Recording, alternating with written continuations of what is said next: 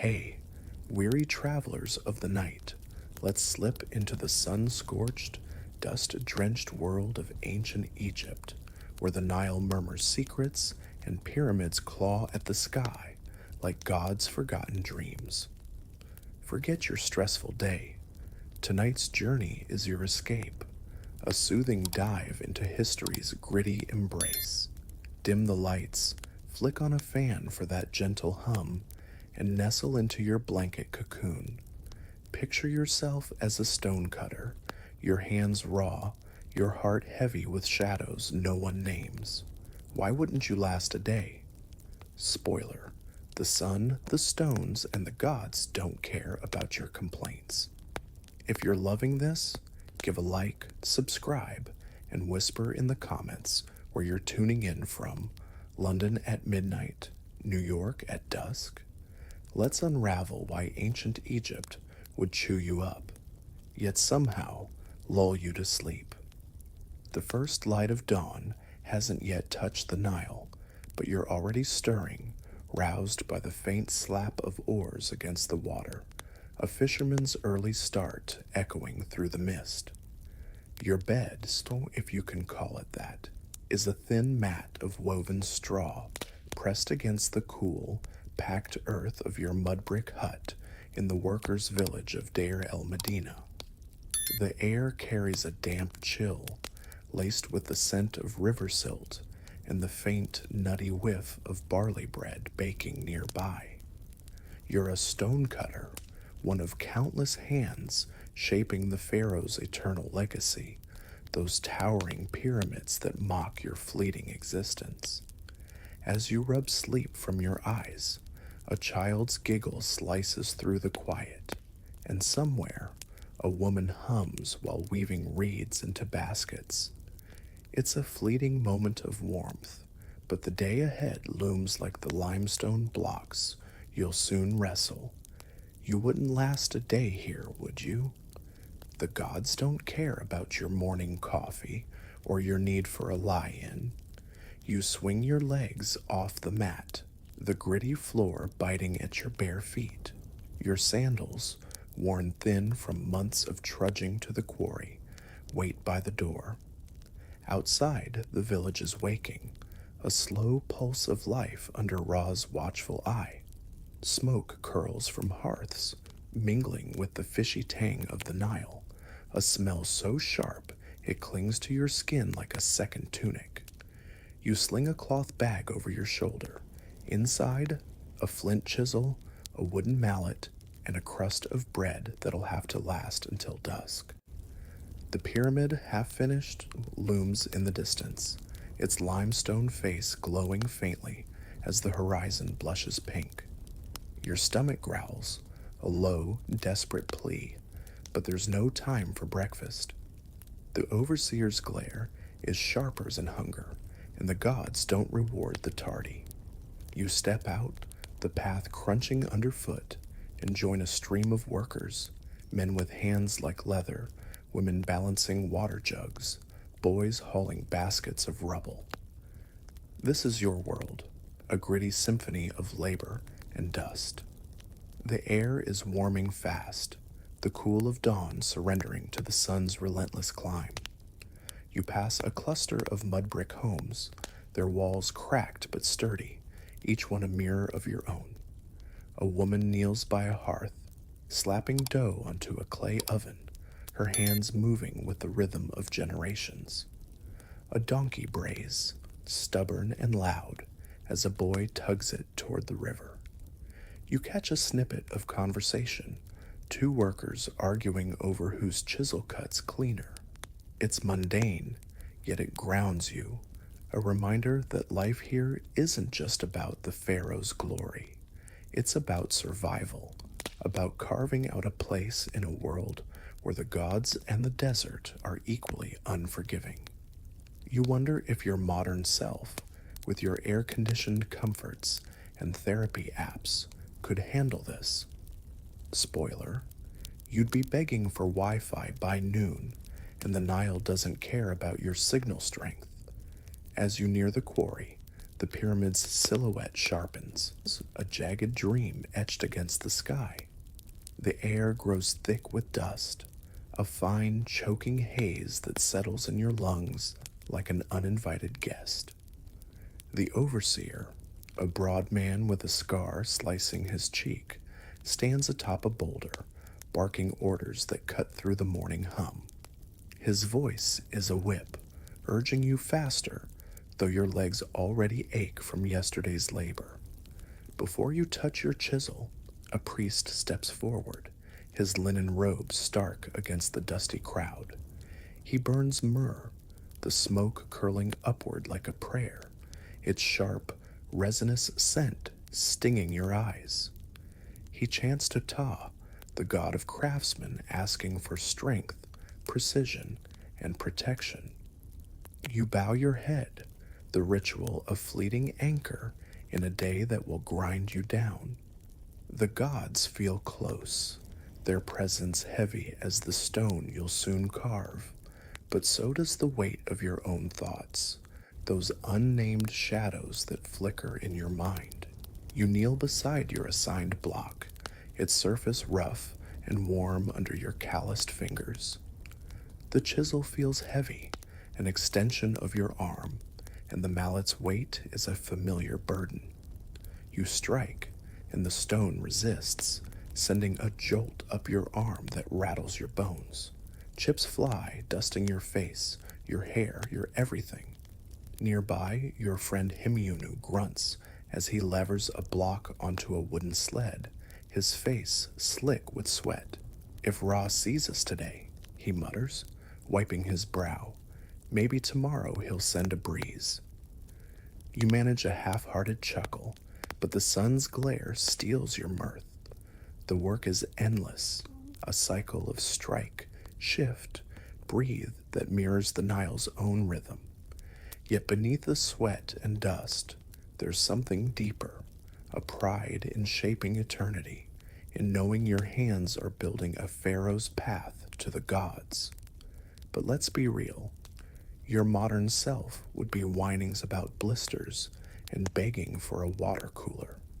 The heat is climbing now, a living thing that presses against your chest like a stone you can't move. You pause to sip from a clay jug, the water warm and tasting faintly of earth like the river itself.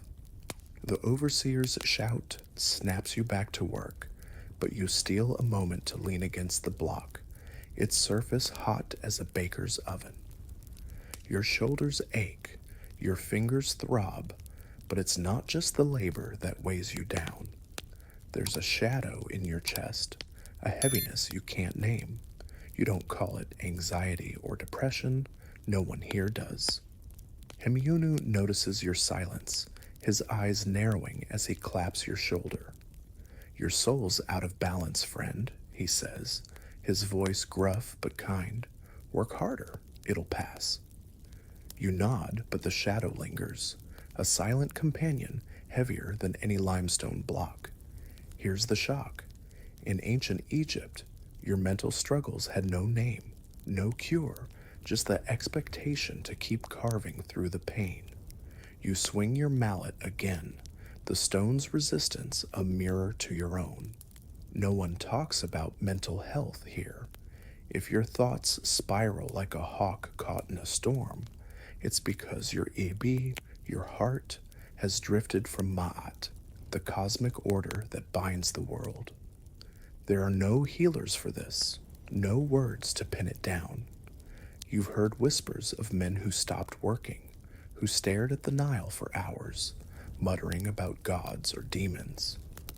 The village calls them touched or shadowed, their fates murky, some sent to temples, others locked away by families, shamed by their strangeness. You push the thought aside, focusing on the stone, but it's there, that unspoken weight. Your modern self, with your mindfulness apps and therapy sessions, would crumble under this silence. The Egyptians survived it, not by talking, but by enduring, their resilience a quiet rebuke to your fragility. As the sun climbs higher, You and Hemiunu trade stories to keep going, tales of gods wrestling crocodiles, of a time when the Nile ran with honey. His laughter is a lifeline, pulling you from the edge of your thoughts. But your mind keeps circling back to that shadow. Are the gods angry? Were your offerings of bread and beer too meager? Or is it just you carrying a burden no one else sees? Silence is safer than confession here. You strike the stone harder, hoping the rhythm drowns the unease. The quarry hums with life, workers shouting, sleds creaking, dust rising like a ghost. This is your world, a place where survival demands you keep moving, keep carving, keep believing the gods are watching. You're building eternity, but at what cost? The Egyptians did it day after day, their hearts heavy but unbroken. You'd be dreaming of Netflix by now, grateful for the modern world's soft edges. The Nile's breath still lingers on your skin as you step out from your mud brick hut, the dawn barely cracking open the sky. Your sandals, patched and fraying, scrape against the gritty path, each step kicking up a puff of dust that smells like baked earth and forgotten promises. You're a stone cutter, a cog in the eternal machine of ancient Egypt, trudging toward the quarry where the pharaoh's pyramid waits, half carved, a monument to gods who don't know your name. The village of Deir el Medina hums behind you. Women knead dough, a donkey brays in protest, and a boy tugs a basket of reeds toward the river. The air is thick with the scent of barley and fish, a sharp, living tang that roots you to this moment. But let's be honest, your modern self, used to air-conditioned mornings and an instant coffee, would already be whining about the lack of Wi-Fi. Survival here isn't a choice, it's a command. You join a stream of workers, a quiet procession of calloused hands and sun-worn faces. Men carry chisels like yours, their edges dulled from yesterday's labor. Women balance clay jugs of water on their heads, their steps steady despite the uneven ground. Boys, barely old enough to lift a basket, haul rubble with grim determination, their chatter drowned by the creak of wooden sleds. The pyramid looms ahead, its limestone blocks catching the first rays of Ra, glowing like a promise of immortality or a reminder of your own smallness. You feel the weight of it, not just in your bones but in your soul, a nagging whisper that asks if your work matters. Modern, you would probably call it existential dread. Here, it's just another day under the sun's merciless gaze, a truth the Egyptians swallowed without complaint. The path to the quarry winds past fields of emmer wheat, their stalks swaying like a green sea under the breeze.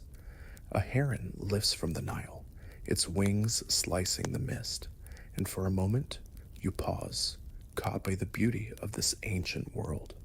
But the moment passes as a cart rumbles by, its driver cursing a stubborn ox.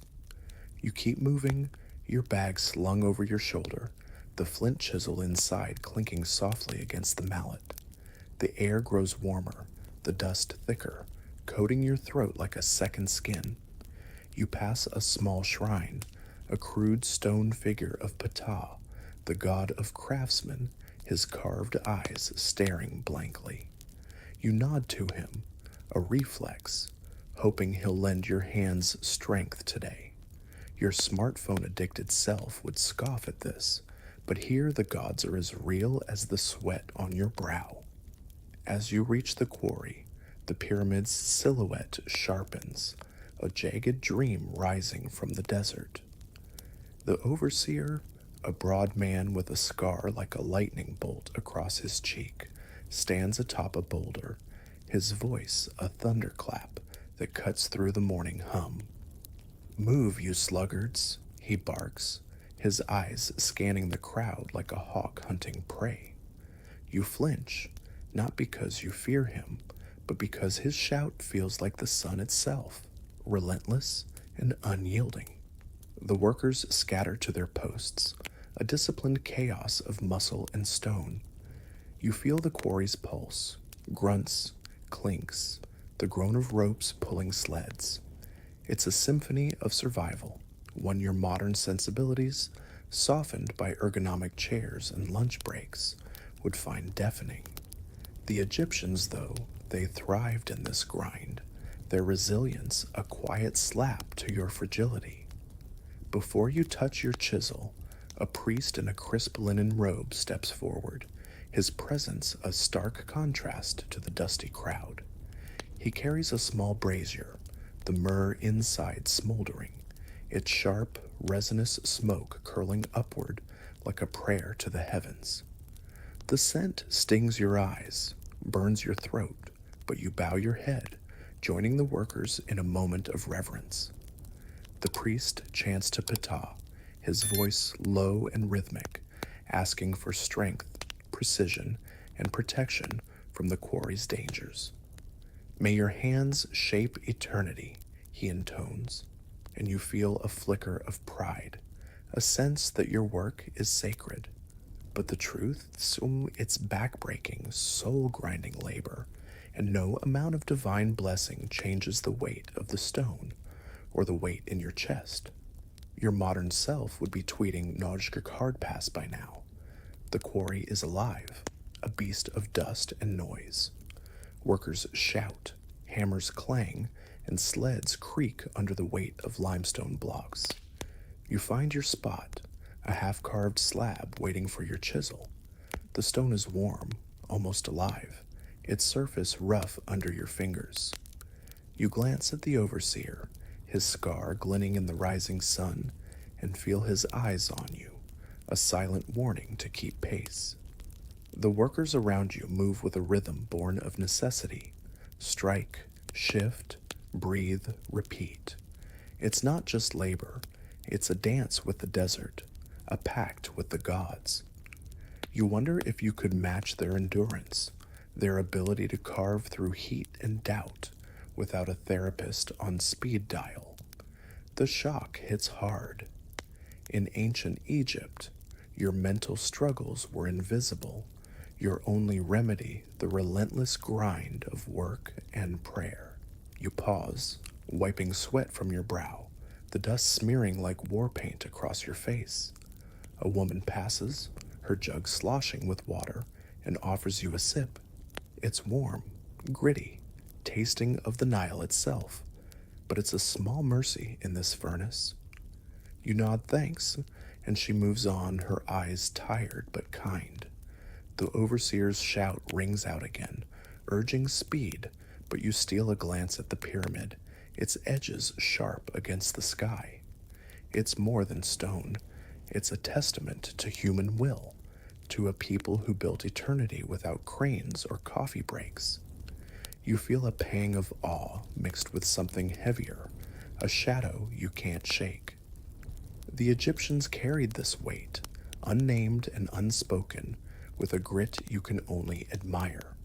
Your modern life, with its comforts and complaints, feels like a fragile dream in comparison. The quarry hums with the rhythm of survival, a gritty orchestra of clinking chisels and grunting workers under the unrelenting eye of Ra. You're a stonecutter in ancient Egypt, kneeling beside a limestone block, its surface rough as a crocodile's hide and warm as a baker's oven. Your flint chisel bites into the stone, each strike sending a jolt through your arm, chips flying like tiny insults to your already aching hands. Dust coats your face, your hair, your lungs, turning you into a living statue of the desert itself. Nearby, your friend Hemiunu heaves a block onto a wooden sled, his grunt cutting through the quarry's din. If Ra sees us today, he mutters, wiping sweat from his brow with a rag dirtier than the ground. Maybe tomorrow he'll send a breeze. You snort, a half laugh swallowed by the heat. Modern you, with your ergonomic desk and coffee breaks, would be gasping for an energy drink by now. But here, you swing the mallet and keep going. The work is relentless, a cycle of strike, shift, breathe that mirrors the Nile's eternal flow. Your hands move before your mind does, muscle memory guiding the chisel's paths. The block resists, stubborn as a god, but you chip away, each cut a small victory against the desert's weight. Around you, the quarry is alive. Workers shout, ropes creak, sleds groan under the weight of stone. A boy, no older than 10, scurries past, hauling a basket of rubble, his face set in a grimace that belies his age. You catch his eye, and he flashes a grin, quick as a heron's flight. It's a fleeting reminder that life persists, even here, in this furnace of labor. Your modern self would be whining about workplace safety, but these Egyptians, they carved eternity with nothing but grit and gods. Hemunu leans against his sled, catching his breath, and tosses you a piece of dried fish from his pouch. Eat, he says, his voice rough but warm. You look like Anubis already claimed half your soul. You take the fish, its salty tang sharp on your tongue, and chew slowly, savoring the brief pause. The two of you fall into easy chatter, a lifeline against the monotony. He tells a story about a pharaoh who wrestled a crocodile and won, his hands waving wildly, the tail growing taller with each word. You counter with a half-remembered myth about the Nile turning to honey, a story your mother used to whisper. It's nonsense, but it keeps you sane. Your modern world, with its podcasts and playlists, can't match this raw connection, this ability to laugh under the sun's cruel stare. The conversation shifts, as it often does, to the gods. Hemunu squints at the sky, as if Ra might drop a hint. Maybe we're cursed, he jokes, working this hard for a breeze that never comes. You chuckle, but there's a truth beneath his words. The gods feel close here, their presence woven into every strike of your chisel, every bead of sweat. You wonder if they see you, if your offerings of bread and beer at the village shrine were enough. The thought lingers, heavy as the stone before you. In your time, you'd call it stress, maybe book a therapy session. Here, it's just life, unspoken, unnamed, a shadow you carry like the dust on your skin. The Egyptians didn't have apps to track their mood. They had stories, work, and the hope that Ra was watching. The sun climbs higher, its heat a fist pressing against your chest. You pause to sip from a clay jug, the water warm and gritty, tasting of the Nile's secrets. Hemunu nudges you, pointing to a worker who's fallen asleep against a block, his chisel still in hand. He's dreaming of a softer life, Hemunu quips, and you both laugh, though it's tinged with envy. The quarry doesn't forgive idleness, but you steal a moment to watch the scene unfold. The overseer's shout, the workers' startled jolt, the ripple of chuckles among the crew. It's a small rebellion against the grind, a reminder that even in this harsh world, humor survives. Your modern self would be scrolling social media for memes. These workers find joy in the absurdities of their own dust-choked lives. The rhythm of work pulls you back, your mallet swinging with a force born of habit. Each strike is a prayer, each chip a step toward eternity. The pyramid, Sar half-finished, looms in the distance, its edges sharp against the sky.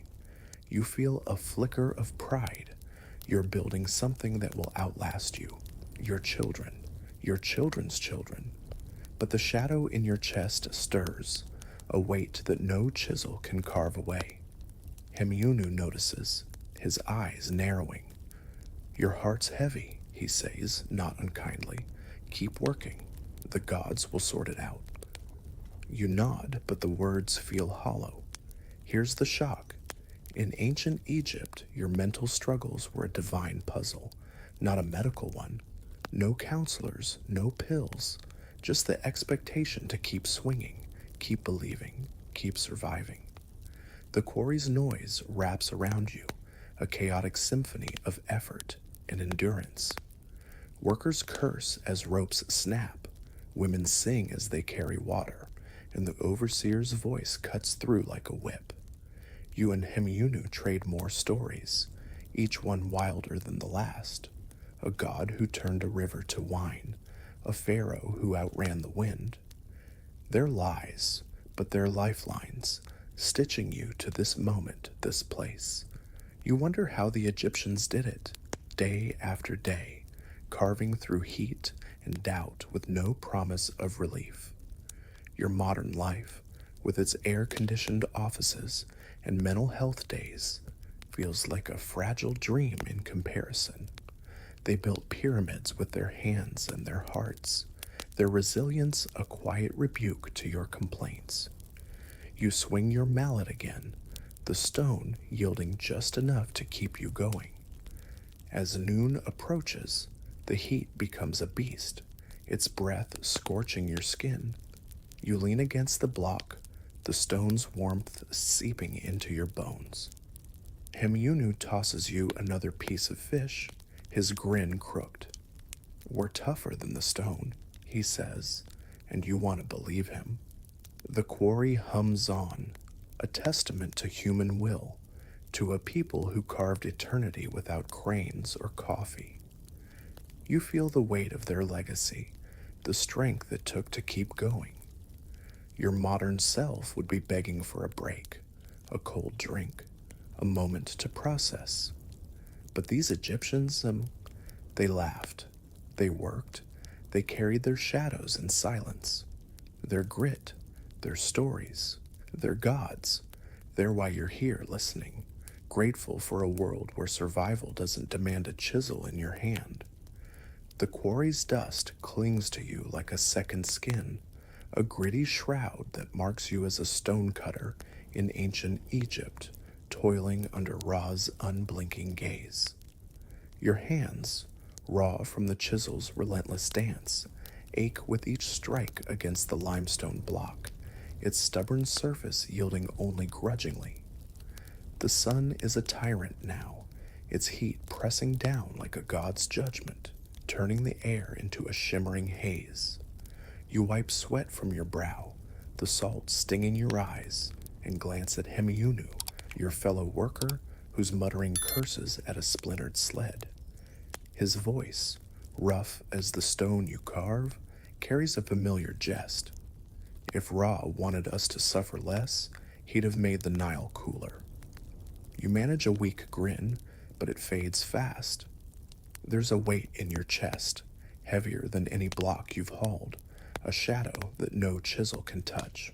Modern you, with your therapy apps and self-care routines, would call it anxiety or depression. Here, it's just a silent burden, and the shock is this. In ancient Egypt, your pain has no name, no cure, only the expectation to keep swinging. You try to focus on the work, the rhythm of strike, shift, breathe that's become your heartbeat. The quarry buzzes around you, workers shouting, ropes creaking, the clink of flint against stone like a hymn to Ptah. But that shadow in your chest grows, a gnawing presence that makes the heat feel heavier, the dust thicker. You don't call it fear or sadness. No one does. Hemiunu notices your silence, his eyes narrowing as he pauses to sip from a clay jug. Your ib is drifting, friend, he says, using the word for your heart, the seat of thought and feeling. It's lost Ma'at's balance. His words are kind, but they cut. Ma'at, the cosmic order, is supposed to hold the world together. Gods, pharaohs, you. But what happens when your heart betrays you? Your modern self would be Googling mental health tips by now, but here there's only silence and stone. You swing your mallet harder, hoping the effort will drown the shadow. The block yields a chip, a small victory, but it's not enough. You've heard whispers of others like you, men who stopped working, who stared at the Nile for hours, their eyes distant as if chasing a lost their soul.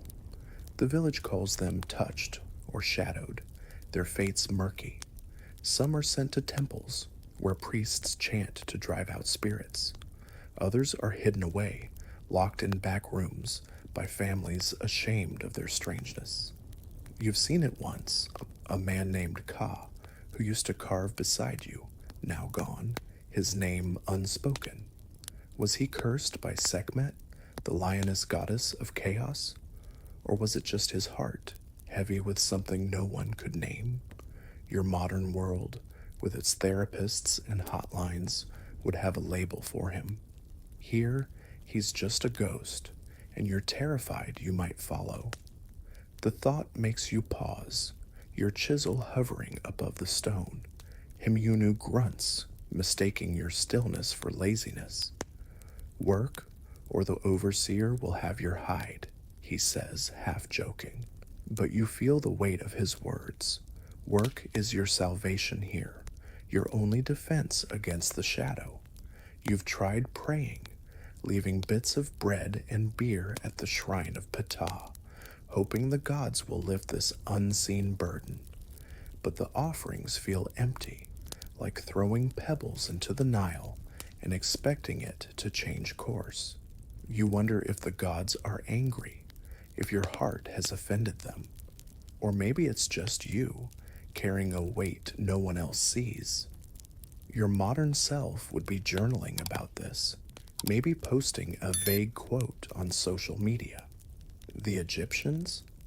They just keep carving, their resilience a quiet rebuke to your fragility. Around you, the quarry pulses with life.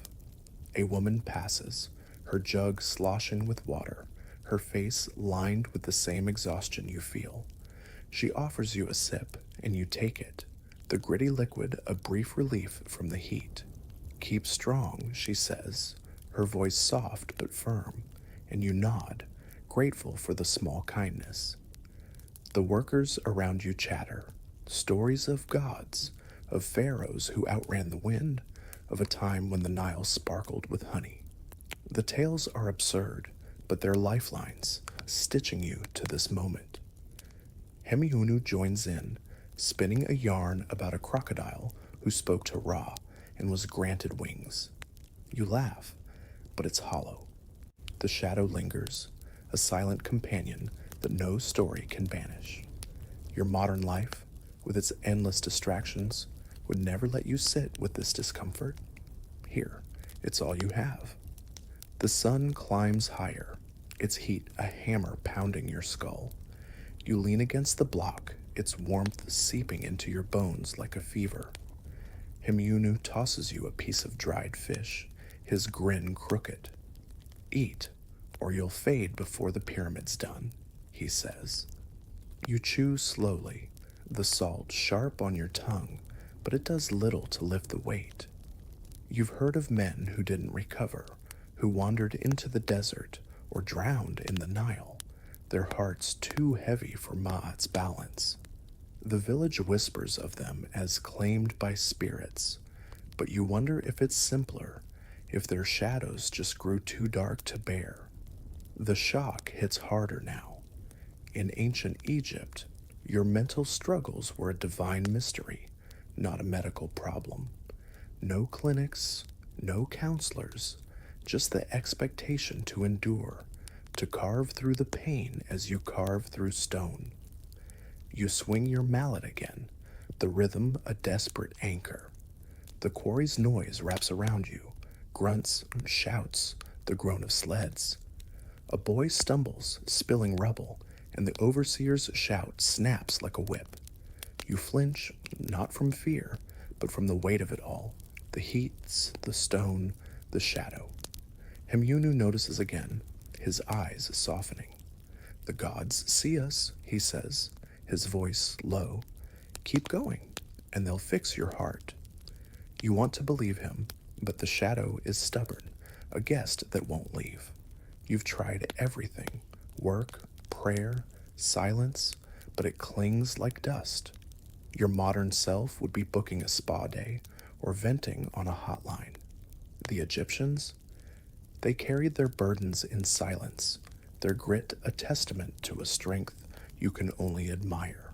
The day drags on, the quarry a furnace of effort and endurance. You and Hemiunu trade more stories, each one wilder than the last. A god who turned a river to wine, a pharaoh who wrestled the stars. They're lies, but they're medicine, easing the weight for a moment. You wonder how the Egyptians did it, day after day, carving through heat and doubt with no promise of relief. Their lives were harsh, their hearts heavy, yet they built pyramids that still stand, mocking your modern complaints. You feel a pang of awe, mixed with gratitude for your world's soft edges, air conditioning, therapy, the ability to name your pain. The Egyptians had none of that, just stone, stories, and the hope that Marat would balance their hearts in the end. As noon approaches, the heat becomes a beast, its breath scorching your skin.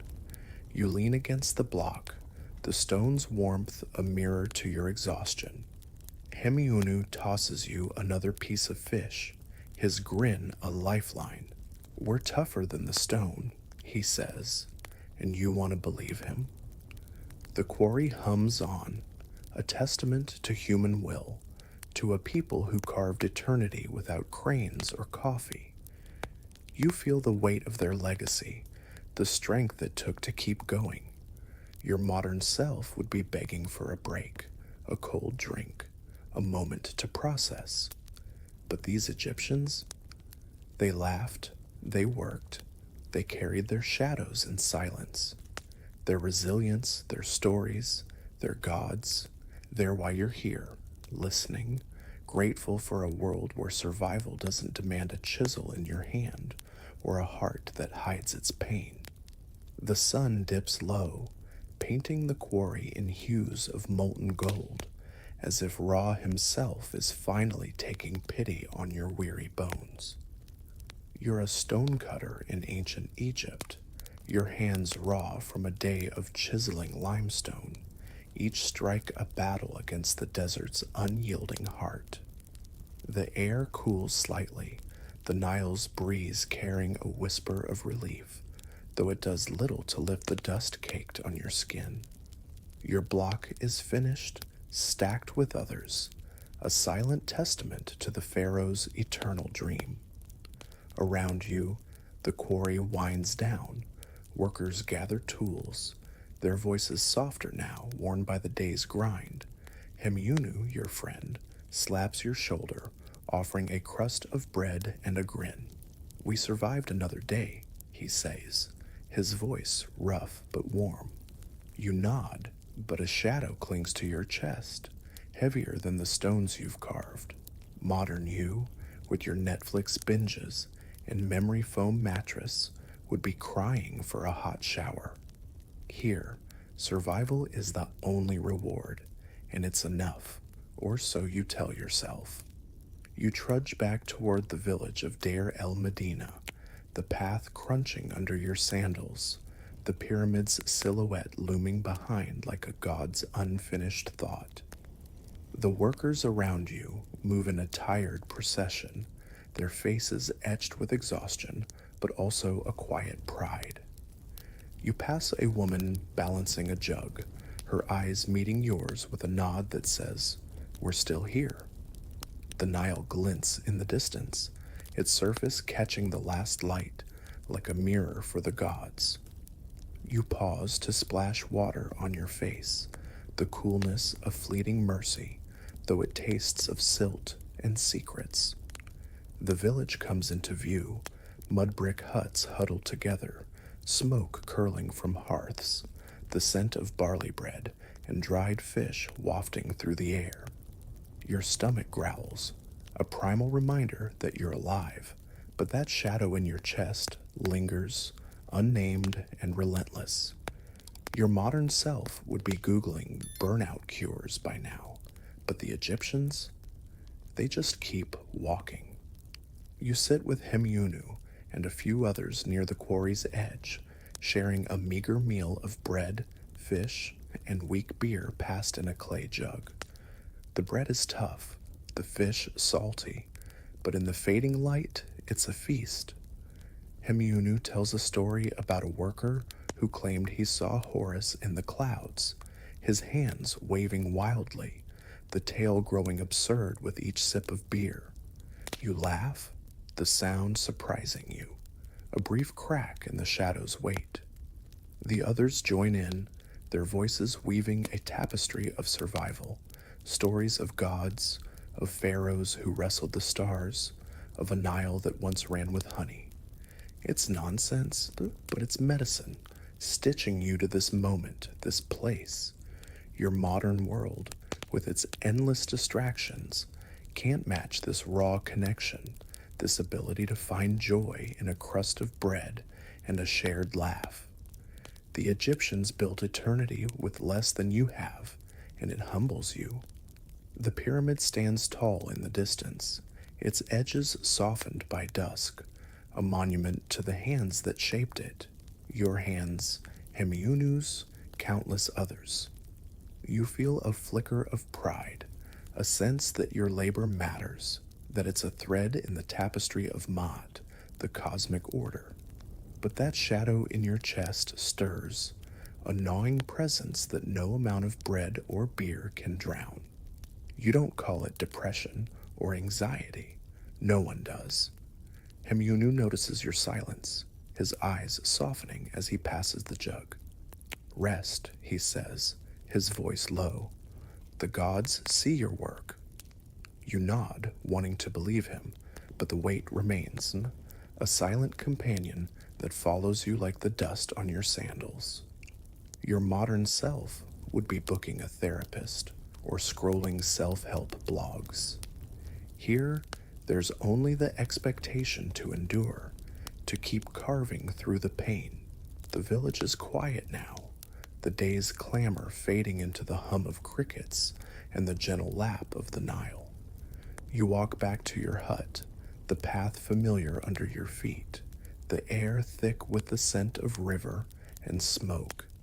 A mother's lullaby drifts from a nearby hut, soft and soothing, a reminder that life persists even in this harsh world. You pass a small shrine to Ptah, its stone figure worn by years of offerings, bread, beer, whispered prayers. You pause, tempted to leave something, but your hands are empty, your heart heavy. Did you offend the gods? Is that why this shadow clings to you? Or is it just you, carrying a burden no one else sees? Your modern life, with its labels and solutions, feels like a distant dream. The Egyptians carried their shadows in silence, their resilience a quiet slap to your fragility. Inside your hut, you collapse onto your straw mat, the packed earth cool against your back. The night air is thick, alive with the chirp of crickets and the distant bark of a dog. Your body aches, each muscle a testament to the day's labor, but it's your mind that refuses to rest. The shadow is there, heavier now, a weight that presses against your chest like a stone you can't move. You close your eyes, and in the darkness, you see Anubis, the jackal-headed god, sharpening a golden knife. His eyes are calm, not cruel, but the sight doesn't comfort you. You're not afraid of death, just tired, bone-deep tired, the kind no app or aromatherapy candle could fix. The shock hits like a chisel. In ancient Egypt, your mental struggles were invisible, a divine riddle with no answer, only the hope that sleep might lighten the load. You lie there, the Nile's rhythm seeping into your bones, its gentle lap a lullaby older than the pyramids. The village sleeps, or tries to, its people bound by the same unspoken burdens. You think of Ka, the worker who vanished, his heart too heavy for the quarry's demands. Was he touched this by Sekhmet, as the village whispered, or did he simply break under a weight no one could name? You push the thought away, focusing on the crickets, the river, the faint hope that tomorrow might be lighter. Your modern self would be popping a sleeping pill or scrolling through a meditation app. The Egyptians, they had the Nile, the stars, and the gods, real or not, they were enough to keep going. Their grit, their silence, their survival, it's a legacy that humbles you, a reminder of what it means to endure. As sleep creeps in, the shadow softens, not gone, but quieter, like the Nile at dusk. You feel the weight of the day, the stones, the dust, the unspoken pain, but also a strange gratitude. You're part of something bigger, a thread in the tapestry of eternity. The pyramid will stand long after you're gone, a monument to hands like yours, to hearts that carried shadows without complaint. Your modern life, with its comforts and confessions, feels fragile in comparison, a world where survival doesn't demand a chisel or a prayer. The Egyptians built immortality with less than you have, their resilience a quiet rebuke to your complaints. You drift off, the Nile's hum cradling you, grateful for a world where rest doesn't come with the weight of stone or the silence of a heart that can't speak its pain. The Nile stretches like a lifeline through the desert, its waters cradling a civilization that defied time itself. Ancient Egypt, born around 3100 BCE and thriving until the Roman conquest in 30 BCE, was no mere collection of sand and stone, but a vibrant tapestry woven from faith, labor, and the relentless pulse of the river. From the mud brick villages of workers to the gleaming limestone pyramids, every corner of this world hummed with purpose, each act a thread in the cosmic order of Ma'at.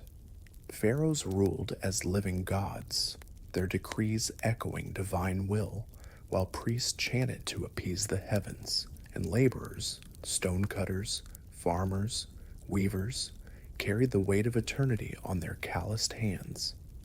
This was a society where every sunrise was a pact with Ra, every harvest a gift from Osiris. Modern minds, accustomed to instant answers and air-conditioned ease, might marvel at the grandeur but flinch at the grit. Ancient Egypt built wonders, yet its people bore burdens, physical and unspoken, that would humble today's world. The Nile was more than a river. It was the heartbeat of Egypt, its floods dictating life and death. From its banks sprouted a society rigidly tiered, a pyramid of power as unyielding as the monuments it produced. At the apex sat the pharaoh, a god in human form, his every word a bridge between earth and the divine. Below him, priests wielded spiritual authority, their rituals ensuring the god's favor, myrrh burned for Ptah, hymns sung to Isis. Nobles managed vast estates, their wealth measured in grain and gold, while laborers toiled in the sun, their sweat the currency of survival. Stonecutters like those in Deir el-Medina carved immortality into limestone, paid not in coin but in bread, beer, and onions. Your modern self, with your coffee runs and ergonomic chairs, would balk at this raw existence. Yet these Egyptians thrived, their resilience a quiet rebuke to your complaints. Religion was no mere backdrop, it was the air they breathed. Every act, from sowing barley to carving a tomb, was steeped in belief, a dialogue with gods who watched from the stars. Ma'at, the cosmic order of truth and balance, governed not just laws but hearts. To live justly was to align with Ma'at, to ensure the Nile's floods, the sun's rise, the pharaoh's eternity. Temples dotted the landscape, their stone walls etched with hymns to Ra, their chambers thick with the smoke of offerings. Priests, clad in linen, performed rituals to keep chaos at bay, while workers like stonecutters saw their labor as sacred, each chisel strike a prayer. Your world, with its secular hustle and mental health apps, would find this faith alien, even stifling. But for the Egyptians, it was their anchor, a way to make sense of a world where survival demanded devotion. The social order was as rigid as the stone they carved. Pharaohs, seen as divine, could not falter, their hearts weighed against Mahat's feather in the afterlife. Priests, the intermediaries, held sway over spiritual and intellectual life, their house of life schools preserving knowledge on papyrus. Nobles, with their villas and servants, orchestrated the land's bounty, while laborers, stonecutters, farmers, weavers, formed the backbone of this civilization. In villages like Deir el Medina, workers lived in tight-knit communities, their mud brick homes huddled against the desert's edge. They were not slaves, as modern myths might suggest, but skilled artisans, their lives a blend of grueling toil and fleeting joys, festivals, beer, stories of gods. Your modern sensibilities, softened by Wi-Fi and wellness retreats, would crumble under their relentless routine. Their endurance, their ability to find meaning in labor, mocks your fragility. The Nile's rhythm shaped their days, its floods a calendar more sacred than any scroll.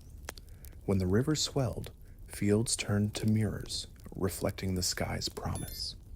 Farmers sowed emmer wheat and barley, their hands guided by generations of wisdom. Stonecutters, meanwhile, hauled limestone from quarries, their chisels carving paths for the pharaoh's soul. Every task, from weaving linen to brewing beer, was a ritual, an offering to the gods who ensured the world's balance. Festivals broke the monotony, processions for Osiris, feasts for Hathor, where workers danced, drank, and forgot the desert's wait for a night. Your modern life, with its endless notifications and therapy sessions, can't fathom this blend of toil and faith. The Egyptians didn't just survive, they wove their lives into the fabric of eternity, their hearts tethered to the gods.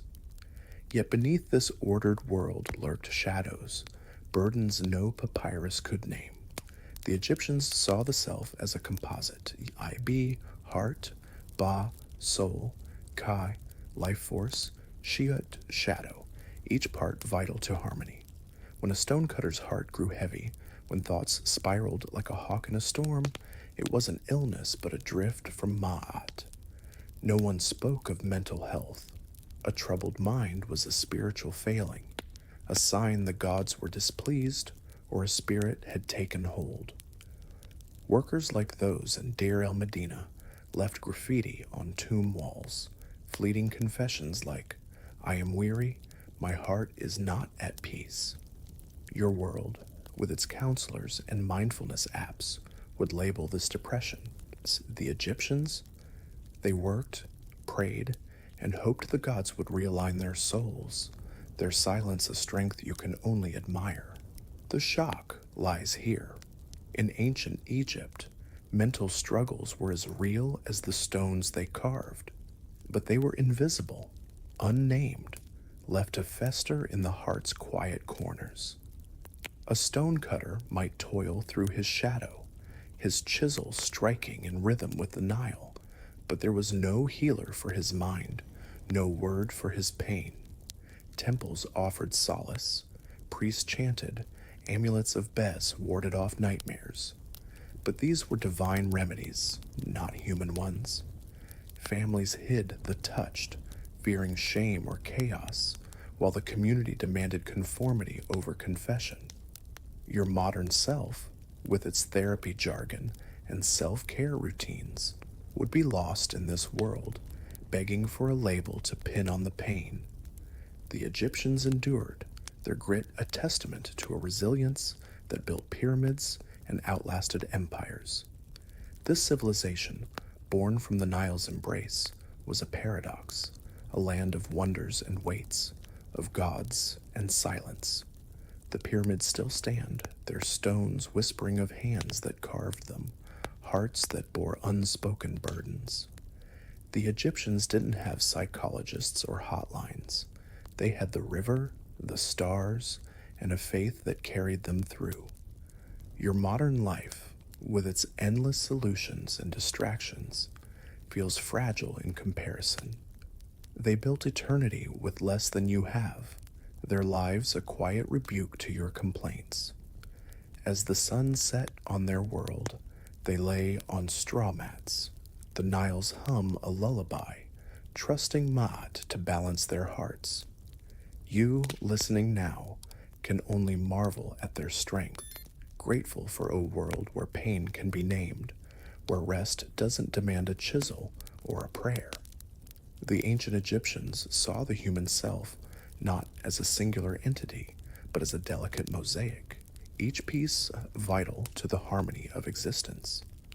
In their world, where the Nile's rhythm dictated life and the gods loomed over every act, the concept of the self was woven into the fabric of Ma'at, the cosmic order of truth and balance.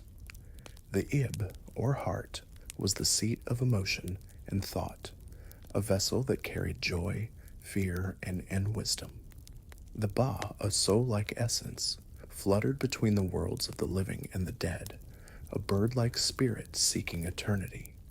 The Ka sparked life, a vital force that bound body to existence, while the Shut, the shadow, trailed silently, a protective echo.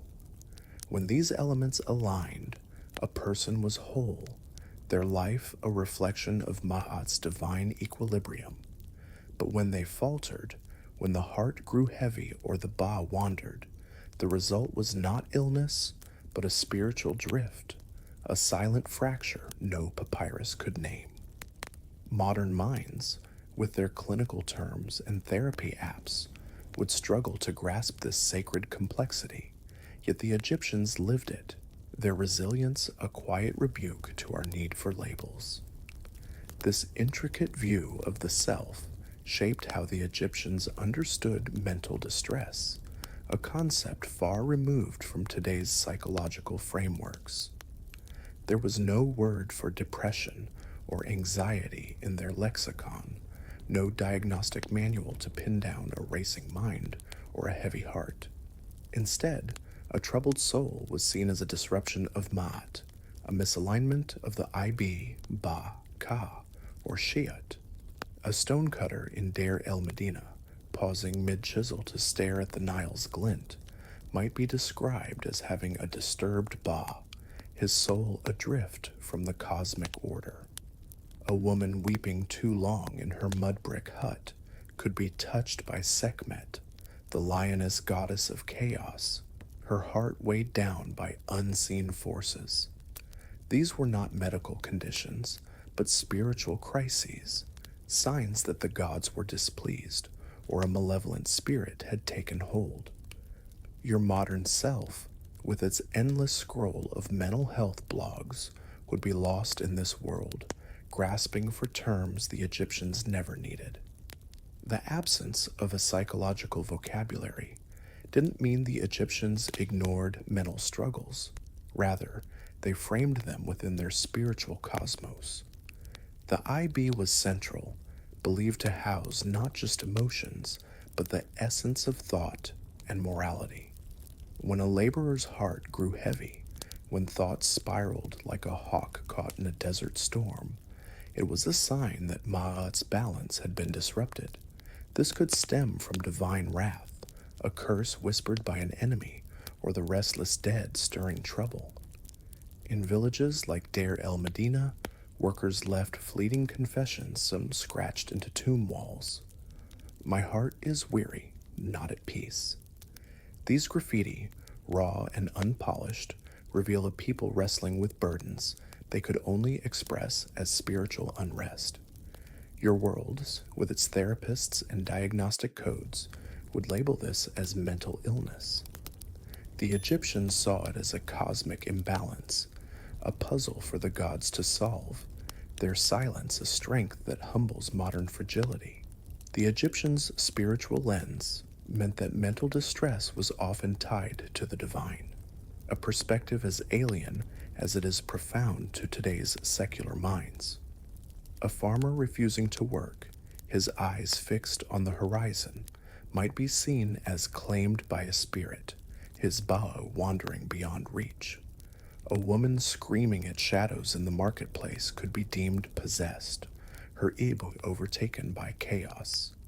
These were not mere metaphors but lived realities, explanations that rooted human suffering in the divine order. Priests, the keepers of Ma'at, played a pivotal role, their chants and offerings aimed at restoring balance. Temples, like those dedicated to Imhotep or Sekhmet, were not just places of worship, but sanctuaries where the afflicted sought divine intervention. Your modern self, with its reliance on science and therapy, would find this reliance on God's bewildering. Yet the Egyptians' faith was their anchor, a way to navigate a world where the line between human and divine was razor thin. This spiritual framework extended to the community, where mental distress was both a personal and collective concern. The Egyptians valued harmony, not just within the self, but across society. A troubled individual threatened the village's stability, their unrest a potential crack in Ma'at's order. In Deir el-Medina, a stonecutter's silence might be tolerated, his heavy heart dismissed as a passing shadow. But persistent disruption, shouting, wandering, refusing to work, could mark someone as dangerous, a vessel for chaos. Families often hid such individuals, about locking them in back rooms to shield the household from shame. Others were sent to temples, where priests might perform rituals to appease the gods or drive out spirits. The community's response was not compassion, but conformity, a demand to align with Ma'at or face exile.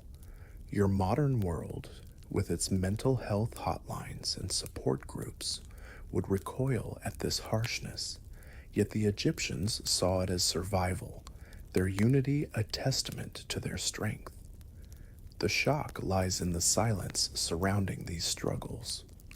Unlike the detailed medical papyrus, Ebers and Edwin Smith, that catalog treatments for broken bones or infections, mental distress left barely a trace. A few spells mention fear in the heart or sorrow that binds the soul, but there's no framework for what we'd call therapy. The Egyptians didn't dissect the mind, they revered it as part of the divine. Their solution was to endure, to work, to pray, to trust that Ma'at would restore balance. This absence of a psychological language didn't mean they were ignorant. It meant their world was different, their suffering woven into the fabric of faith. Your modern self, with its obsession with naming and fixing, would be lost in this silence. The Egyptians carried their burdens with a grit that built pyramids, a resilience that mocks your complaints. This spiritual approach had a strange beauty, a depth that resonates even now. The Egyptians believed the heart would be weighed against Ma'at's feather in the afterlife, a test that judged not just deeds, but emotions. A heavy heart, burdened by guilt or sorrow, could bar you from paradise. So they strove to keep it light, not for themselves but for eternity. Priests taught that truth, offerings, and just living could ease the soul's unrest. The Nile, with its ceaseless flow, was a counselor, the stars, a silent witness to their prayers. Your world, with its clinical solutions and instant answers, can't match this poetic resilience. The Egyptians didn't cure their shadows, they lived with them, their faith a quiet rebuke to your need for closure. The legacy of this worldview is etched in the stones they carved, the papyri they left behind. The workers of Deir el Medina, with their fleeting graffiti, spoke of weariness and unrest, proof that mental struggles were as real then as now. Yet they endured, their lives a testament to a strength born of faith and necessity. Modern minds, softened by comforts and quick fixes, might marvel at their pyramids, but falter at their silence. The Egyptians didn't need to name their pain. They carried it, wove it into their work, their prayers, their lives. As you lie awake, stressed from a day of deadlines, their story offers a strange comfort, a reminder that humanity has always wrestled with shadows, finding ways to survive under the same stars, beside the same river, chasing balance in a world that never stops turning. In ancient Egypt, where the Nile's pulse shaped life and the gods held sway over every heartbeat, healing was a sacred art, a dance between medicine, magic, and faith. When a stonecutter's heart grew heavy, when his thoughts wandered like a ba lost in the desert, the Egyptians didn't turn to physicians as we know them. Their healers were priests, trained in the house of life, where papyrus scrolls held secrets of the body and soul. These men, clad in linen and steeped in ritual, blended practical remedies with divine incantations, believing that a troubled mind was not a disease, but a rift in Ma'at's cosmic order. A worker in Deir el Medina, his chisel idle as he stared at the Nile, might be prescribed sweet herbs like lotus or licorice, steeped in honey and beer to soothe his ib. Modern minds, with their pills and therapy couches, would find this quaint, even laughable. Yet the Egyptians' faith in their methods built pyramids. Their resilience, their trust in the divine, mocks our reliance on quick fixes. The House of Life was no mere clinic. It was a temple of knowledge, where priests studied the body as a reflection of the cosmos. The Ebers Papyrus, a scroll from around 1550 BCE, details treatments for fear in the heart, blending herbal brews with chants to Thoth, the god of wisdom. A potion of lotus, honey, and beer might calm a racing mind, its sweetness a counterpoint to the soul's unrest. Amulets carved with the image of Bes, the dwarf-like god with a lion's mane, were worn to ward off nightmares, their presence a talisman against the chaos of a wandering Ba.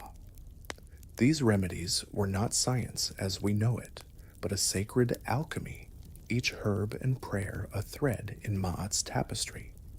Your modern self, with its apps tracking sleep and stress, would scoff at such simplicity. Yet the Egyptians, with their chants and charms, found solace where you might falter. Temples were the heart of healing, sanctuaries where the afflicted sought divine intervention. The temple of Imhotep, the deified architect, was a haven for those whose hearts were heavy. Here, priests guided the troubled to sleep in sacred chambers, believing dreams could carry messages from the gods.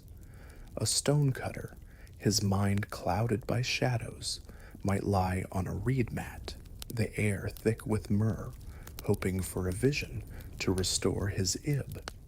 The temple of Sekhmet, the lioness goddess of healing and destruction, offered fiercer remedies, rituals to banish spirits that gripped the soul. Incantations, chanted in the flickering light of oil lamps, invoked Thoth's clarity or Isis's mercy, weaving words into a shield against chaos. Your world, with its sterile clinics and diagnostic codes, can't match this poetic intensity. The Egyptians' faith was their medicine, a strength that humbles your complaints. These treatments, though, were not for everyone. The laborer in Deir el Medina, paid in bread and beer, might afford a simple amulet or a priest's prayer, but elaborate rituals were often reserved for the elite. Nobles and priests, with their wealth and proximity to the divine, could access the House of Life's full arsenal: herbal brews, sacred dreams, intricate spells. A common worker, his heart weighed by unspoken burdens, might rely on village wisdom, a grandmother's herb mix, a whispered prayer to Bess, a moment by the Nile's edge. The Eber's Papyrus mentions sorrow that binds the soul, treated with a blend of lotus and wine, but such remedies were scarce for the masses. Your modern self, with access to therapists and hotlines, would find this inequality stark. The Egyptians accepted it, their endurance a quiet rebuke to your expectations of fairness. The shock lies in the limits of their approach. Unlike the detailed treatments for physical ailments, broken bones set with splints, infections cleansed with honey, the Egyptians left little record of mental healing. The Edwin Smith Papyrus, a surgical guide from the same era, meticulously describes skull fractures, but is silent on the mind's fractures. A few spells, like those for fear in the heart, hint at an awareness of mental distress, but there was no framework for therapy, no concept of psychological care. The afflicted were expected to endure, to align their Ibi with Maat through work, prayer, or ritual. A stonecutter, his thoughts spiraling, might be told to offer bread to Ptah or sleep in a temple's shadow. Your world, with its mental health podcasts and mindfulness apps, would call this inadequate. The Egyptians called it life, their grit a testament to a strength you can only admire. Yet there was a strange beauty in their methods, a poetic resilience that resonates even now. The Egyptians believed the heart was weighed against Ma'at's feather in the afterlife, a test that judged not just deeds, but emotions. A heavy heart, burdened by sorrow or guilt, could bar you from paradise. So priests taught that living justly, offering to the gods, and seeking balance could ease the soul's unrest.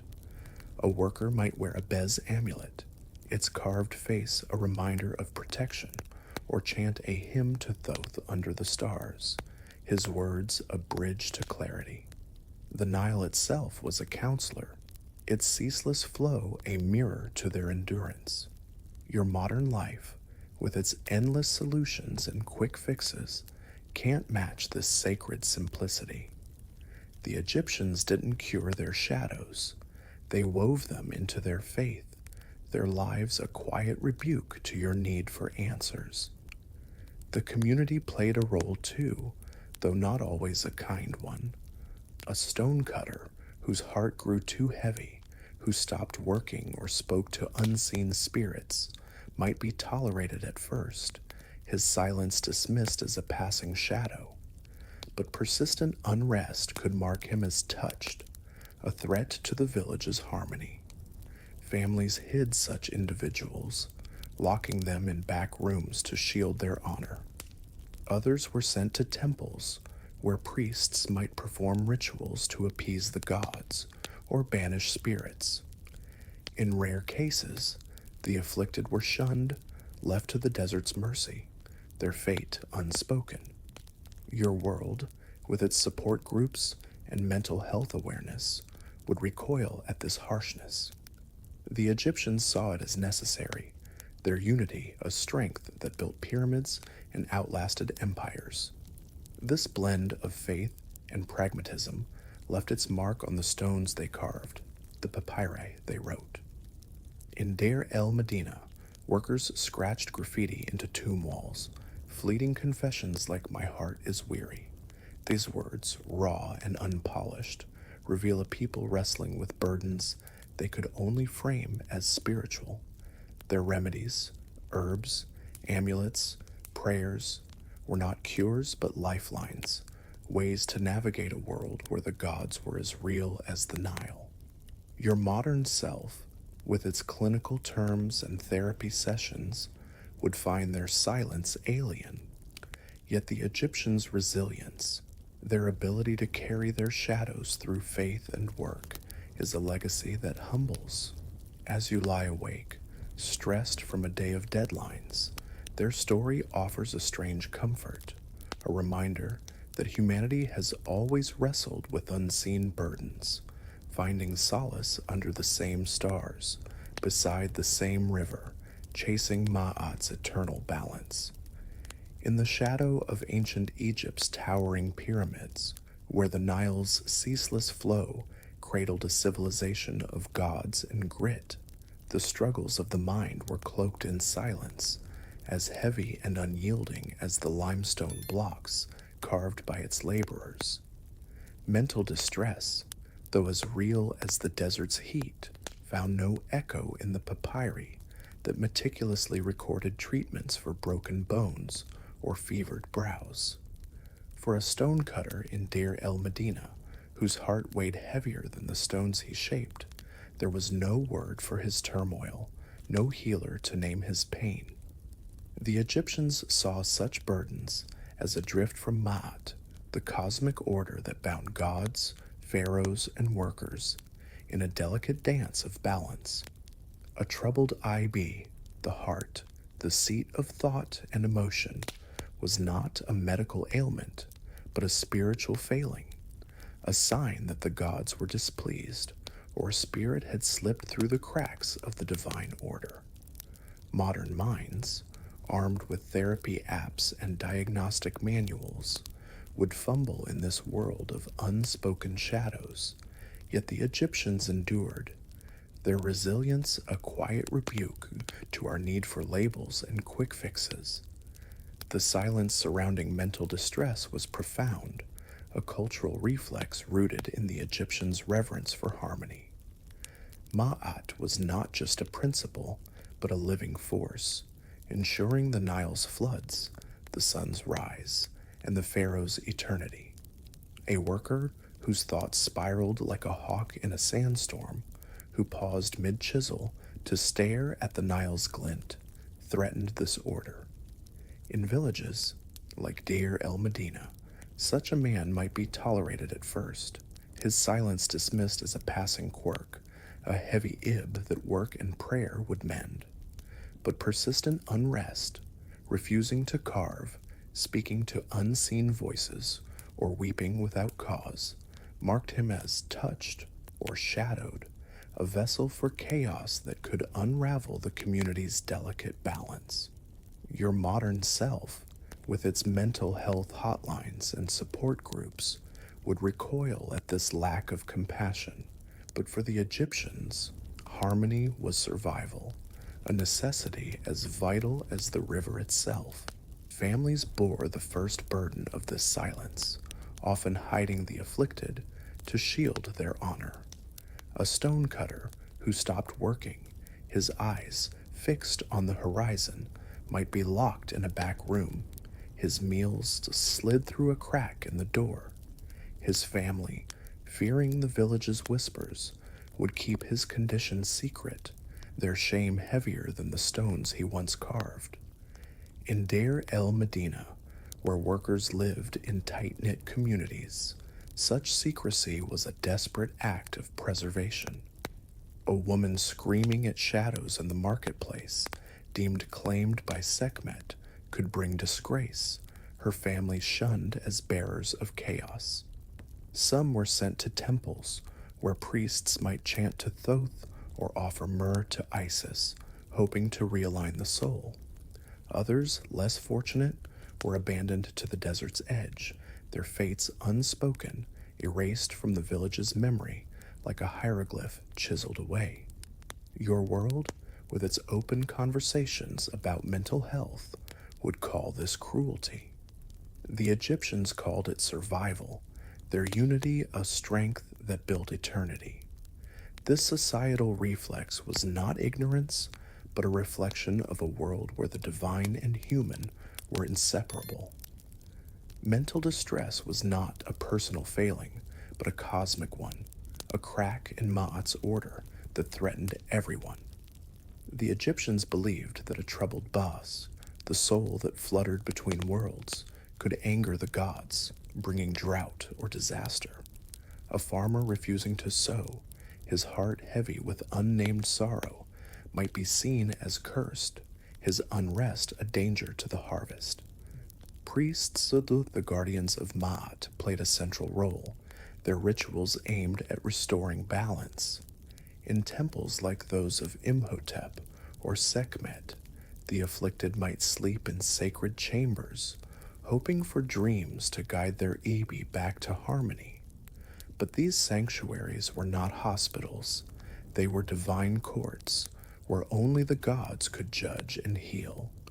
Your modern self, with its therapists and medications, would find this reliance on faith alien, yet the Egyptians' belief was their anchor, a resilience that mocks our need for certainty. The papyri, those meticulous records of Egyptian knowledge, reveal the depth of this silence. The Ebers Papyrus, from around 1550 BCE, lists remedies for fear in the heart, a brew of lotus, honey, and beer to soothe the Ibi. But such mentions are rare, fleeting whispers, in a sea of physical cures. The Edwin Smith Papyrus, a surgical guide, details skull fractures with clinical precision, but says nothing of the mind's fractures. This absence is telling. The Egyptians understood the body's mechanics, but saw the mind as a divine mystery, its struggles left to priests, not physicians. A stonecutter's graffiti in Deir el Medina, scratched into a tomb wall, "My heart is weary, not at peace," is a rare confession, a cry that echoes across millennia. Your world, with its mental health podcasts and wellness retreats, would label this depression, offering solutions. The Egyptians offered silence, their endurance a testament to a strength you can only admire. The community's response to mental distress was often harsh, driven by fear of chaos. In a society where survival depended on collective effort, sowing fields, carving stones, pleasing the gods, a single troubled soul could ripple outward, threatening the village's stability. A woman who wept too long, her ba adrift, might be taken to a temple for purification, her family praying that Isis would restore her. But if her unrest persisted, she could be shunned, her name erased from the village's chatter, her existence a cautionary tale. Men who wandered, speaking to spirits, faced similar fates, locked away, sent to priests, or left to the desert's mercy. The Egyptians didn't have asylums, but they had fear, a visceral dread of anything that challenged Ma'at's order. Your modern world, with its empathy campaigns and therapy culture, would call this stigma. The Egyptians saw it as survival, their unity a strength that built pyramids and outlasted empires. Yet there was a strange beauty in this silence, a poetic resilience that resonates even now. The Egyptians believed that the heart would be weighed against Ma'at's feather in the afterlife, a test that judged not just deeds, but emotions. A heavy heart, burdened by sorrow or guilt, could bar you from paradise. So they strove to keep it light, not for themselves, but for eternity. Workers in Deir el Medina, their hands raw from chisels, their hearts heavy with shadows, left offerings of bread and beer at shrines, hoping to appease the gods. They worked, they prayed, they endured, their lives a delicate balance between human frailty and divine expectation. Your modern self, with its endless solutions and quick fixes, can't match this sacred grit. The Egyptians didn't cure their shadows, they wove them into their faith, their silence a strength that humbles your complaints. This silence was not ignorance, but a reflection of a world where the mind was sacred, its struggles a divine puzzle. Priests taught that living justly, offering to the gods, and working tirelessly could ease the soul's unrest. The Nile, with its ceaseless flow, was a counselor. The stars, a silent witness to their prayers. A stonecutter might kneel by the river, at dusk, whispering to Osiris, seeking balance not for today, but for the afterlife. His graffiti, etched in fleeting moments, reveal a people wrestling with burdens they could only frame as spiritual. Your world, with its clinical terms and therapy sessions, would find their silence alien. Yet the Egyptians' resilience, their ability to carry their shadows through faith and work, is a legacy that humbles. As you lie awake, stressed from a day of deadlines, their story offers a strange comfort, a reminder that humanity has always wrestled with unseen burdens, finding solace under the same stars, beside the same river. The shock lies in the contrast between their world and ours. Your modern life, with its mental health awareness and endless resources, demands answers, solutions, labels. The Egyptians demanded endurance, their silence a testament to a strength born of necessity. They didn't have therapists or hotlines. They had the Nile, the gods, and a faith that carried them through. Their lives, etched in stone and papyrus, whisper of a people who built eternity with less than you have, their hearts heavy but unbroken. You, listening now, can only marvel at their grit, grateful for a world where pain can be named, where rest doesn't demand a chisel or a prayer.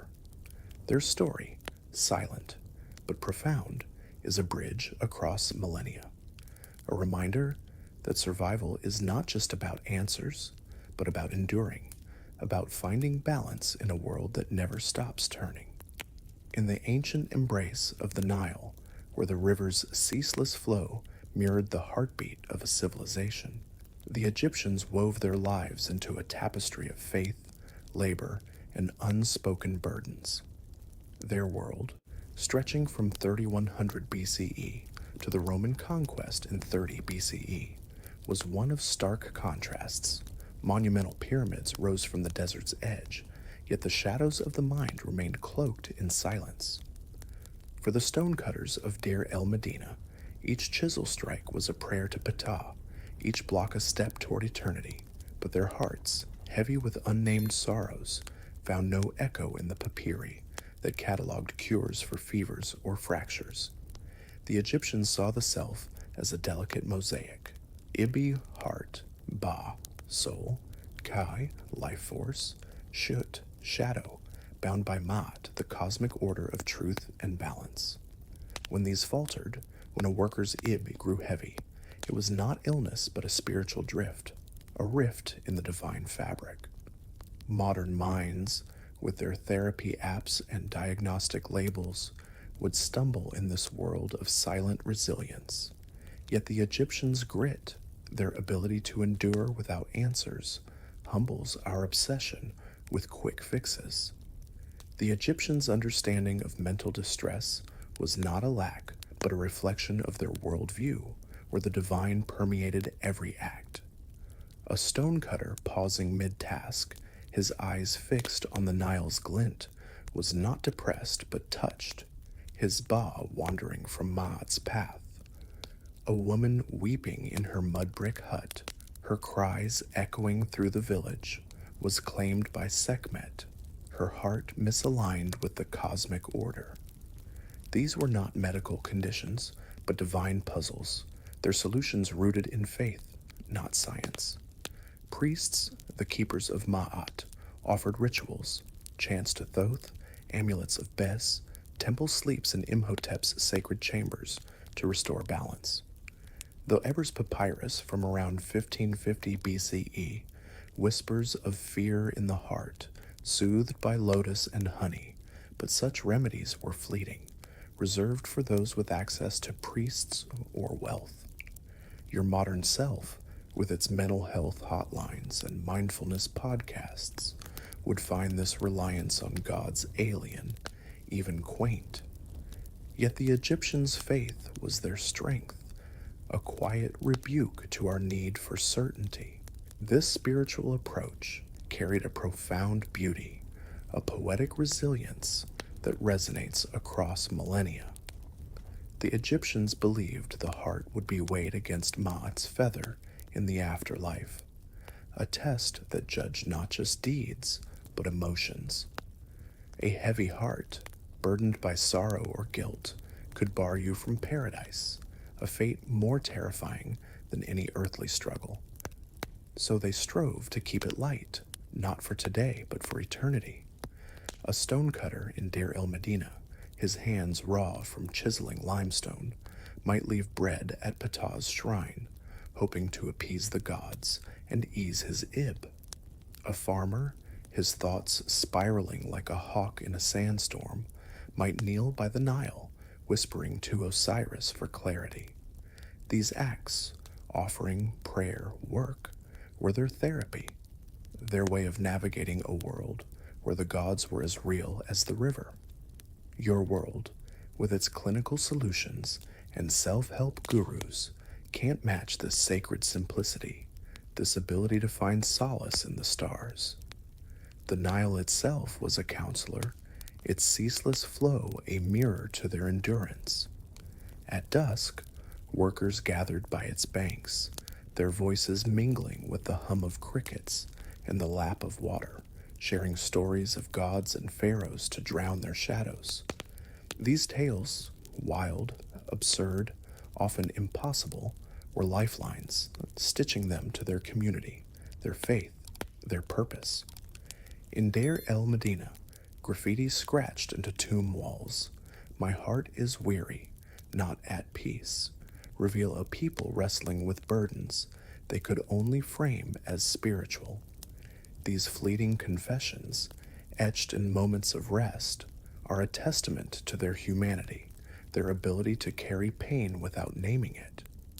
Your modern self, with its therapy sessions and wellness retreats, would demand answers, labels, solutions. The Egyptians demanded endurance, their silence a strength that built pyramids and outlasted empires. The shock lies in this silence, a cultural reflex that prioritized harmony over confession. Mental distress, though as real as the stones they carved, was a private burden, its expression stifled by the need for Ma'at's balance. A stonecutter whose heart grew heavy might be tolerated, his silence dismissed as a passing quirk. But persistent unrest, refusing to work, speaking to spirits, weeping without cause, threatened the village's stability, a crack in the cosmic order. Families hid the afflicted, locking them in back rooms to shield their honor. Others were sent to temples, where priests chanted to drive out spirits, or left to the desert's mercy, their names erased from the village's chatter. Your world, with its mental health awareness and support groups, would call this stigma, even cruelty. The Egyptians saw it as survival, their unity a strength that wove their lives into the fabric of eternity. This silence was not ignorance, but a reflection of a world where the mind was sacred, its struggles a divine mystery. The Egyptians didn't dissect the psyche, they revered it as part of the god's domain. Their remedies, herbs, amulets, prayers were not cures but acts of faith, ways to realign the IB with Ma'at. A worker might wear a Bez amulet, its carved face a shield against nightmares, or sleep in a temple hoping for a divine dream to restore his soul. These rituals, simple yet profound, were their way of navigating pain without naming it. Your modern life, with its endless resources and clinical terms, demands answers, often at the cost of wonder. The Egyptians found solace in the unknown, their faith a quiet rebuke to your need for closure, their resilience a testament to a strength you can only admire. The community, though harsh, was also a lifeline. In Deir el Medina, workers shared bread and beer, their laughter a rebellion against the desert's weight. Festivals for Hathor or Osiris broke the monotony, moments where the village danced, drank, and forgot their shadows. These gatherings, raucous and sacred, were their therapy, their way of stitching themselves to Mahat's order. A stonecutter, his heart heavy, might find fleeting peace in a shared story, a hymn sung under the stars. Your world, with its social media and therapy apps, can't match this raw connection, this ability to find joy in a crust of bread and a shared laugh. The Egyptians didn't cure their pain, they lived with it, their lives a delicate balance between human frailty and divine expectation. The lessons from this world are as enduring as the pyramids they built. The Egyptians teach us that suffering, though unspoken, is universal, a thread that binds us across millennia. Their resilience, born of faith and necessity, reminds us that survival is not about answers, but endurance, about finding balance in a world that never stops turning. As you lie awake, stressed from a day of deadlines, their story offers a strange comfort, a reminder that humanity has always wrestled with shadows, finding solace in the simplest acts. The Nile, the stars, the gods, they were the Egyptians' counselors, their faith a lifeline where we seek solutions. Your modern life, with its endless distractions and quick fixes, feels fragile in comparison, a world where pain can be named but not always healed. The Egyptians' legacy is etched in their stones, their papyri, their silence. The pyramids still stand, whispering of hands that carved them, hearts that bore unspoken burdens. The workers of Deir el Medina, with their fleeting graffiti, spoke of weariness and unrest, proof that mental struggles were as real then as now. Yet they endured, their lives a testament to a strength born of faith and necessity. You, listening now, can only marvel at their grit, grateful for a world where pain can be named, where rest doesn't demand a chisel or a prayer. Their story, silent but profound, is a bridge across time, a reminder that humanity's greatest triumphs, whether the pyramid or a moment of peace, are built not just with hands, but with hearts that carry on, despite the shadows. In the ancient embrace of the Nile, where the river's ceaseless hum cradled a civilization as enduring as the stones it carved, the Egyptians faced their inner shadows with a silence that speaks across millennia. From 3100 BCE to the Roman conquest in 30 BCE, their world was a tapestry of faith and labor, where every chisel strike, every harvest, was an offering to Maat, the cosmic order of truth and balance. For the stonecutters of Deir el Medina, their lives were bound to the gods, their hands shaping pyramids, while their hearts carried burdens no papyrus could name. Mental distress, though as real as the desert's heat, was not a disease but a spiritual drift, a heavy ib or wandering bas that signaled a rift with the divine. Modern minds, with their therapy apps and diagnostic labels, would falter in this world of unspoken pain, yet the Egyptians' resilience, their ability to endure without answers, stands as a quiet rebuke to our obsession with quick fixes. The Egyptians' approach to mental struggles was woven into their faith, a sacred framework where the mind was not separate, but part of a divine mosaic. The Ibe, The heart held emotions and thoughts, while the ba fluttered between worlds. The ka sparked life, and the shiot guarded silently. When a stonecutter paused, his eyes lost in the Nile's glint, his unrest was not depression, but a sign that Ma'at's balance had slipped. Priests, the keepers of cosmic harmony, offered remedies. Lotus brews, Bes amulets, temple sleeps, believing the gods could restore what was lost.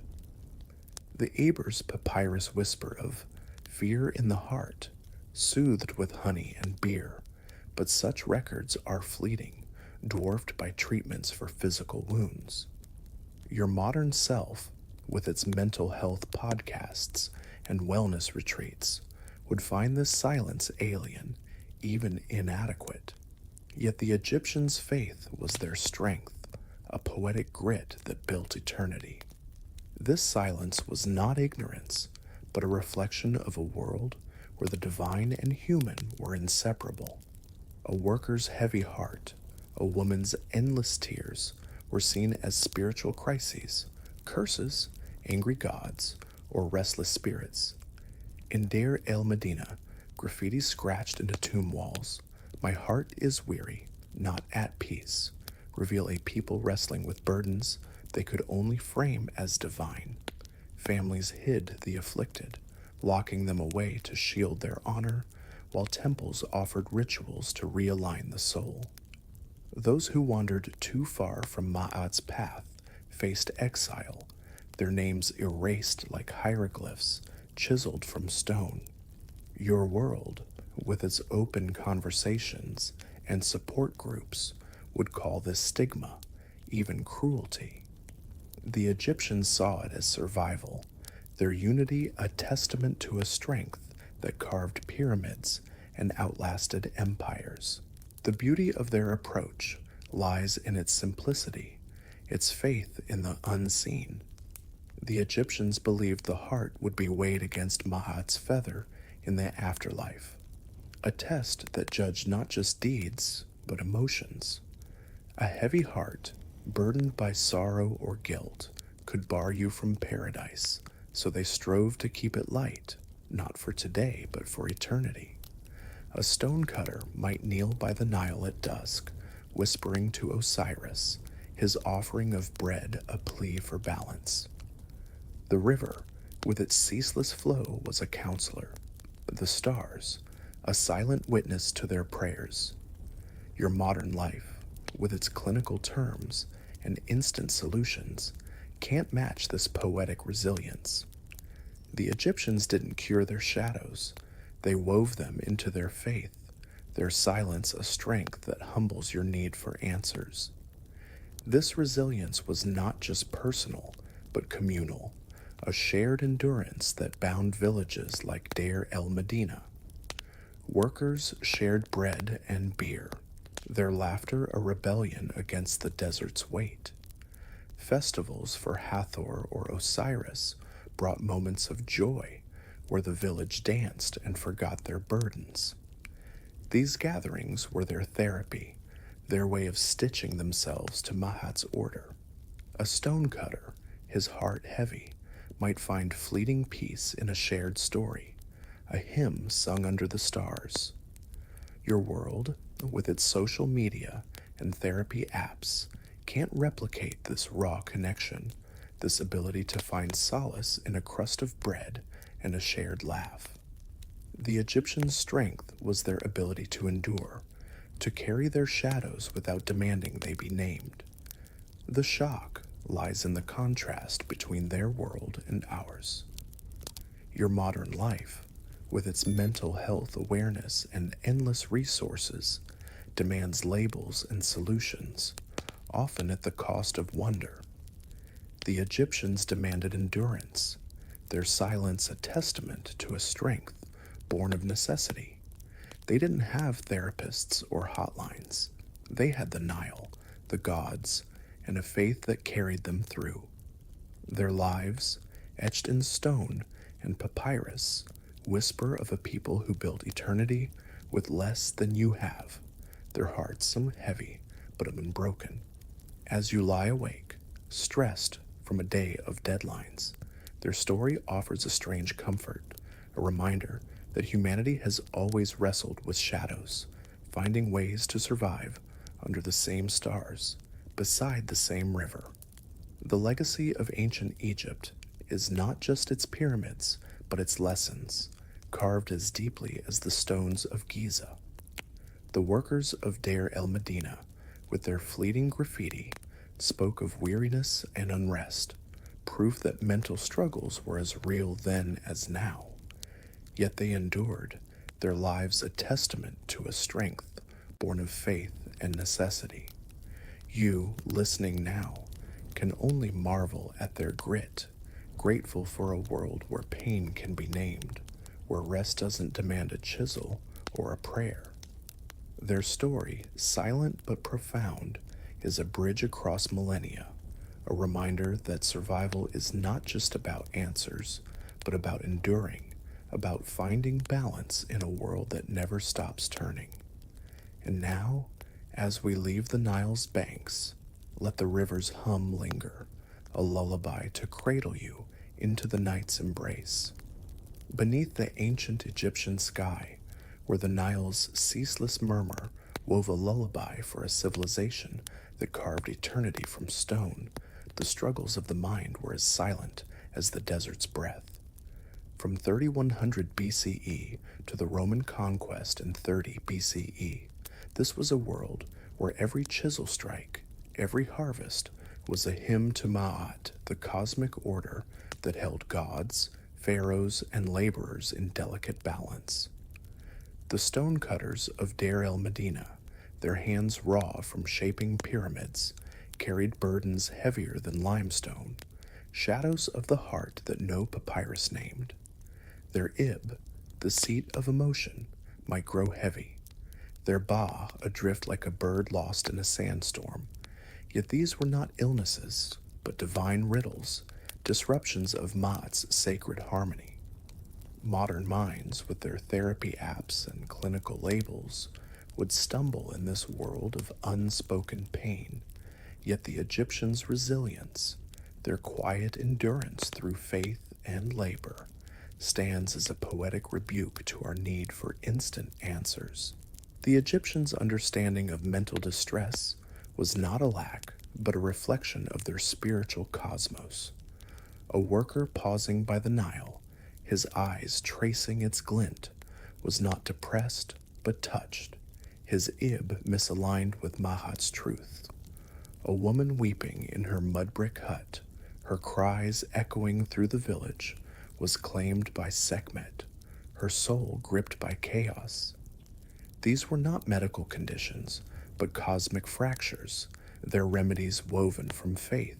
Lotus brews, Bez amulets, temple sleeps was where dreams carried divine whispers. The Ebers Papyrus, from around 1550 BCE, hints at fear in the heart, soothed by honey and beer, but such records are rare, overshadowed by cures for physical wounds. Your modern self, with its mental health podcasts and wellness retreats, would find this silence alien, even inadequate. Yet the Egyptians' faith was their anchor, a strength that built pyramids and outlasted empires. The heart was central to their worldview, a vessel not just for emotion, but for morality, weighed against Mahat's feather in the afterlife. A heavy heart, burdened by sorrow or guilt, could bar you from paradise, a fate more terrifying than any earthly struggle. So the Egyptians strove to keep it light, not for today, but for eternity. A stonecutter might leave bread at Ptah's shrine, his whispered prayer a plea for balance. A farmer, his thoughts spiraling, might kneel by the Nile, offering beer to Osiris, seeking clarity under the stars. These acts, simple, sacred, were their therapy, their way of navigating pain without naming it. Your world, with its clinical terms and quick fixes, can't match this poetic resilience.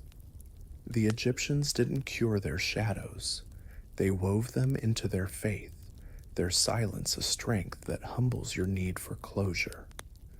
The Nile was more than a river, it was a counselor, its ceaseless flow a mirror to their endurance. At dusk, workers gathered by its banks, sharing bread and stories of gods who wrestled crocodiles or turned rivers to wine.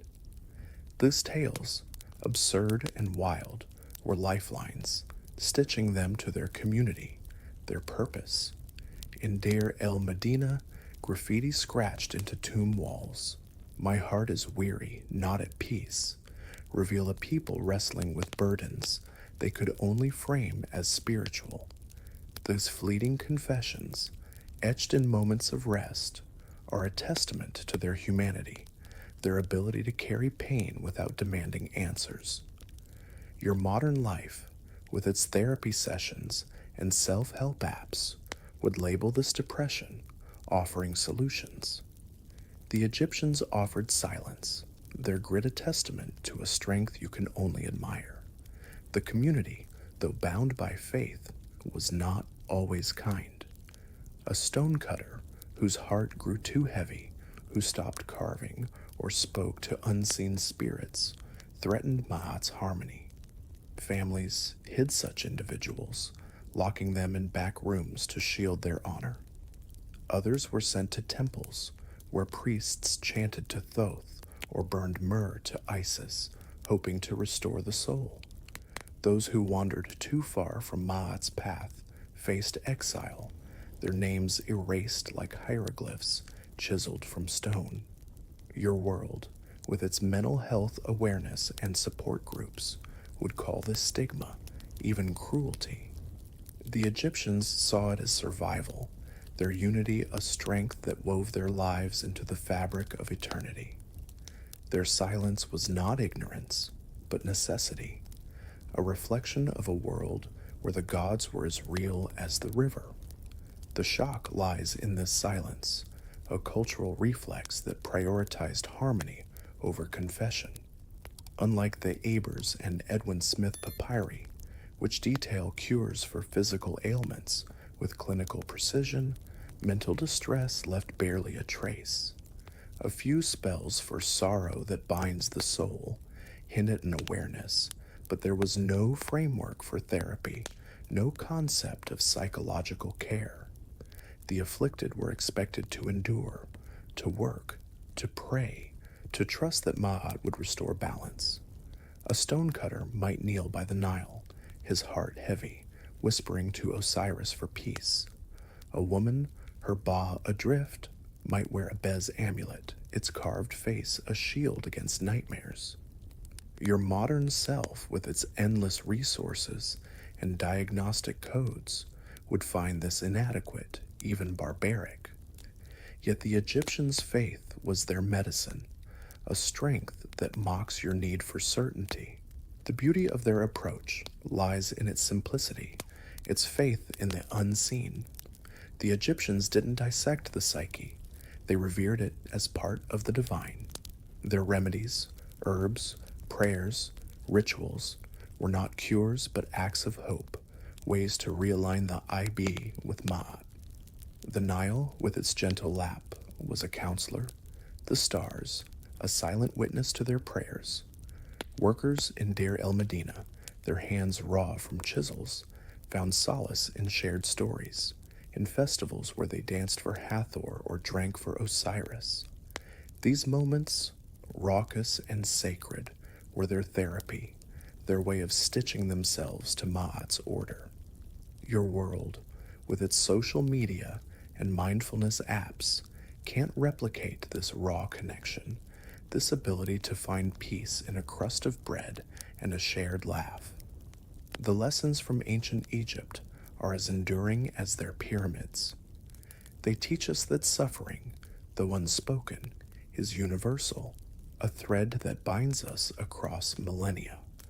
Their resilience, born of faith and necessity, reminds us that survival is not about answers, but endurance, about finding balance in a world that never stops turning. As you lie awake, stressed from a day of deadlines, their story offers a strange comfort, a reminder that humanity has always wrestled with shadows, finding solace in the simplest acts. The Egyptians didn't have therapists or hotlines. They had the Nile, the gods, and a faith that carried them through. Your modern life, with its endless solutions and distractions, feels fragile in comparison, a world where pain can be named but not always healed. The legacy of this civilization is etched in the stones of Giza, the papyri of the House of Life, the graffiti of Deir el Medina. Those fleeting confessions, "My heart is weary," speak of a people who carried their burdens in silence, their lives a testament to a strength born of necessity. You, listening now, can only marvel at their grit, grateful for a world where pain can be named, where rest doesn't demand a chisel or a prayer. Their story, silent but profound, is a bridge across time, a reminder that humanity's greatest triumphs, whether at the pyramid or a moment of peace, are built not just with hands, but with hearts that endure, despite the shadows. And so, as the Nile's hum fades, let it cradle you into the night, a gentle whisper from a world that knew how to survive under the same stars. The Nile's whisper fades, leaving echoes of stonecutters' chisels and hearts weighed against Maat's feather. We've walked the dusty paths of ancient Egypt, felt the sun's bite, and carried shadows no papyrus could name. Their resilience, silent but fierce, lingers like starlight on the river. Now let your shoulders soften, your breath slow, as the night cradles you in its gentle arms.